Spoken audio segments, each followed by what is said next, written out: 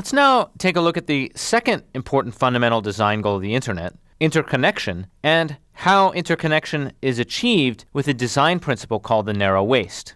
Let's keep in mind that one of the main goals was to interconnect many existing networks and to hide the underlying technology of interconnection from applications.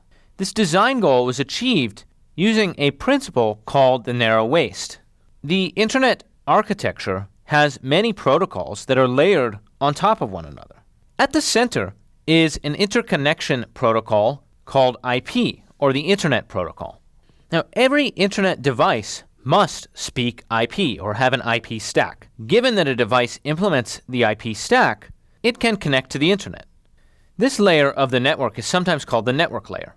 Now, this layer provides guarantees to the layers above. On top of the network layer sits the transport layer. The transport layer includes protocols like TCP and UDP. The network layer provides certain guarantees to the transport layer. One of those guarantees is end-to-end connectivity. For example, if a host has an IP address, then the network layer, or IP, provides the guarantee that a packet with that host destination IP address should reach the destination with the corresponding address with best effort. On top of the transport layer sits the application layer. The application layer includes many protocols that various Internet applications use. For example, the web uses a protocol called the Hypertext Transfer Protocol, or HTTP, and mail uses a protocol called SMTP, or Simple Mail Transfer Protocol. Transport layer protocols provide various guarantees to the application layer, including reliable transport or congestion control.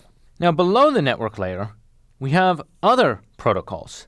The link layer provides point-to-point connectivity, or connectivity on a local area network. A common link layer protocol is Ethernet. Below that, we have the physical layer, which include protocols such as SONET for optical networks, and so forth.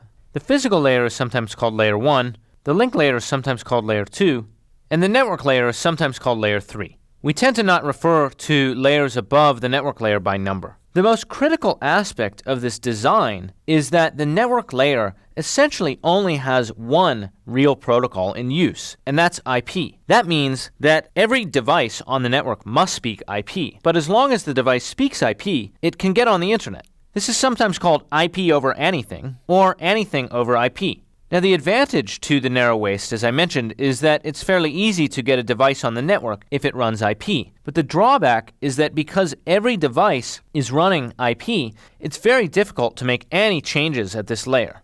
However, people are trying to do so, and later in the course, when we discuss software-defined networking, we will explore how various changes are being made to both the IP layer and other layers that surround it.